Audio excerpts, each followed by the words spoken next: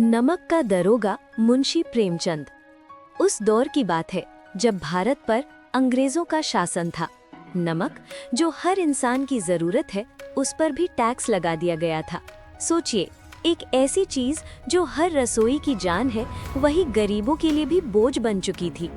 नमक की चोरी रोकने के लिए सख्त कानून बनाए गए थे और जगह जगह दरोगा तैनात किए जाते थे। इसी समय एक युवक था, वंशीधर, सीधा सादा, ईमानदार और अपने सिद्धांतों पर अड़िग। उनके पिता मुंशी जी एक गरीब ब्राह्मण थे, लेकिन दुनियादारी में बहुत अनुभवी।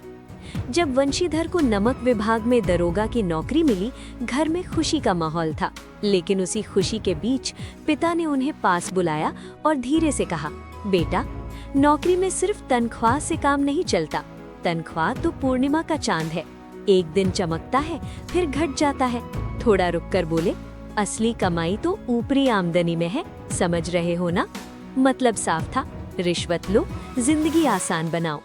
वंशीधर चुपचाप सुनते रहे, लेकिन अंदर ही अंदर उन्होंने फैसला कर लिया, जो भी होगा मैं ईमानदारी नहीं छोड़ूंगा। वंशीधर का स्वभाव। वंशीधर अलग थे, बहुत अलग। उन्हें गलत देखकर चुप रहना नहीं आता था। उनका मानना था, इंसान की असली पहचान उसका चरित्र होता है, धन नहीं। और बस इसी सोच के साथ उन्होंने अपनी ड्यूटी शुरू की।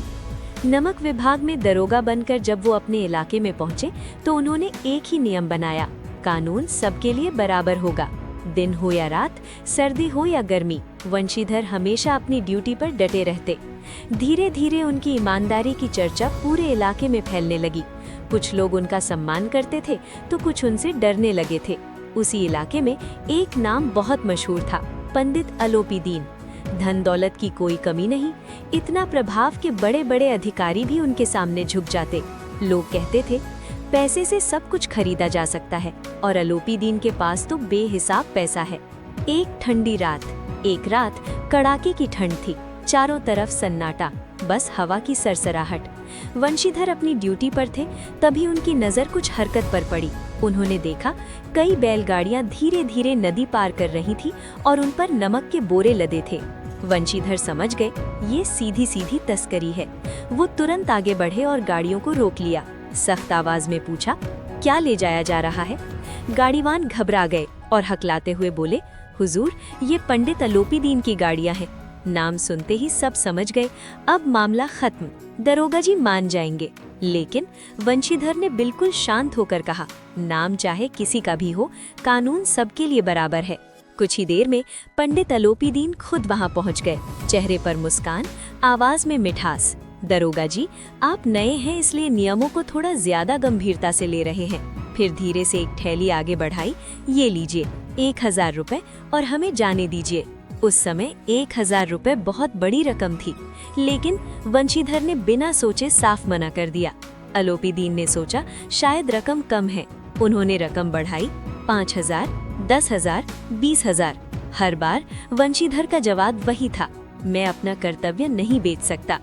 अब पंडित अलोपी दीन के चेहरे की मुस्कान धीरे धीरे गायब होने लगी। जब बात नहीं बनी तो वंशीधर ने सख्त आदेश दिया, गाड़ियां जब्त करो और पंडित जी को गिरफ्तार करो। ये सुनते ही सब सन्न रह गए। किसी ने सोचा भी नहीं था कि कोई दरोगा इतना बड़ा कदम उठा सकता है। मामला अदालत में पहुंचा। अब खेल बदल चुका था।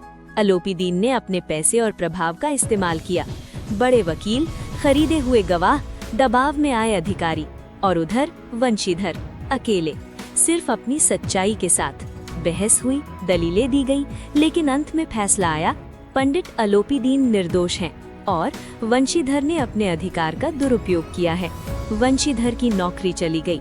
वो घर लौटे बिना पछतावे के, लेकिन समाज की नजर में वो हार चुके थे।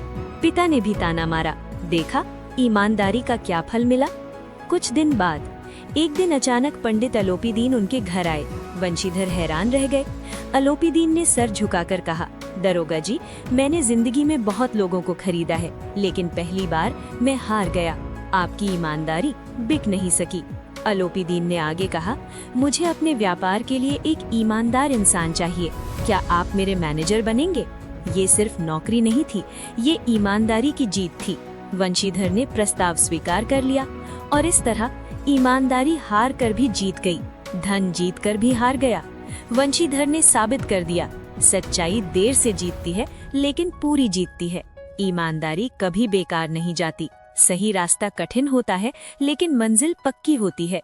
पैसे से बहुत कुछ खरीदा जा सकता है लेकिन चरित्र नहीं।